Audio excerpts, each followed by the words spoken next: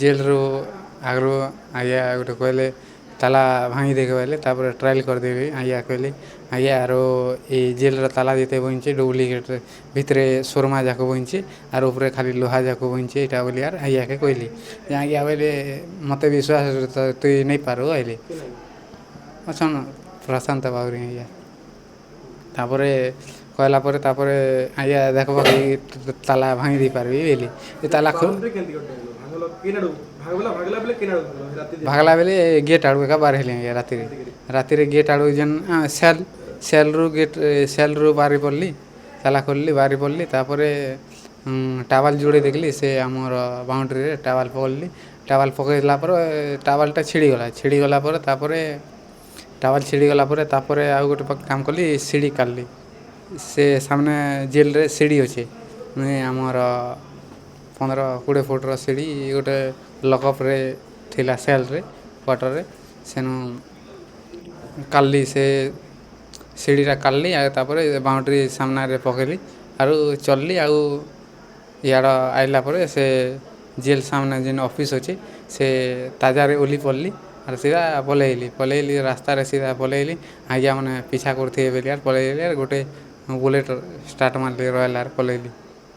କେତେଟା ଗାଡ଼ି ଚୁରାଲ ଗୋଟେ ବୁଲେଟ୍ ଆଉ ବୁଲେଟ୍ ପରେ ଆମର ସ୍କୁଟି ପରେ R15 ପରେ ହୋଣ୍ଡା ସାଇନ୍ ଖାଲି ସ୍କୁଟି ହେଲା ଖାଲି ପଲେଇବା ଲାଗି ସବୁ R15 ହେଟା R15 ଚୁରେଇଲି ବେଲେ ଆଜ୍ଞା ମାନେ ଆରୁ ପୋଲିସ୍ ବାଲେ ନାଇଁ ଧରି ପାରବେ R15 ନାଇଁ ପଲେଇଲି ବୋଲି ଆର୍ R15 ଗୋଟେ ଚୁରେଇଥିଲି ହଁ ଜେଲ୍ ସାମ୍ନାରେ ଡେଲି ଆନା ଯାନା କରୁଥିଲି R15ରେ ଆଜ୍ଞା ମାନକେ ବି ଦେଖୁଥିଲି ନାଇଁ ଚିହ୍ନିଥିଲି ବେଲେ ମୁଇଁ R15 ଧରିଥିଲି ତ ଡର ନାଇଁ ଲାଗୁଥିଲା ନା ଆଜ୍ଞା ମାନେ ତ ନାଇଁ ପହଞ୍ଚେଇ ପାରନ୍ ବୋଲି ଭାବୁଥିଲି ଆଗରୁ ଚୁରେଇଚେଁ ଆଜ୍ଞା ଆଗେ ବାଇକ୍ ଚୁରେଇଚେଁ ଆରୁ ଆମର ବାଇକ୍ ଚୁରେଇଚେଁ ଆର୍ ଗୋଟେ ଯିଏ ଯଦି ଝଗଡ଼ାବାତି କଲାବେଲେ ତାର ଟିକେ ନୁକସାନ କରିଦେଇଛି ତାପରେ ଗୋଟେ ସଉକି ଲାଗି ଚୁରେଇଚେଁ ସାର୍ ଇଏ ଗଲା 22/4/2024 ତାରିଖ ଦିନ ରାତି ପ୍ରାୟ 12:45 ହେବ ଆଉ ତା ନାଁ ହେଉଛି ଜଗନ୍ନାଥ ଶବର ସେ ଜେଲ୍ରେ ଥିଲା ଆଉ ସେଦିନ ଏସ୍କେପ୍ ହେଇକରି ଜେଲ୍ କଷ୍ଟଡ଼ିରୁ ପୁଣି ଯାଇକି ସେ ପୁଣି 4ଟା ବାଇକ୍ ଚୋରି କଲା ଗୋଟେ R15 ବୁଲେଟ୍ ଗୋଟେ ହୋଣ୍ଡା ସାଇନ୍ ଗୋଟେ ସ୍କୁଟି ଗୋଟେ ତାପରେ ଆମ ଟାଉନ୍ ଥାନା କାଲି ତାକୁ ଆରେଷ୍ଟ କରିକି ସେ ଆଜି ଫରୱାର୍ଡ଼ ହେବ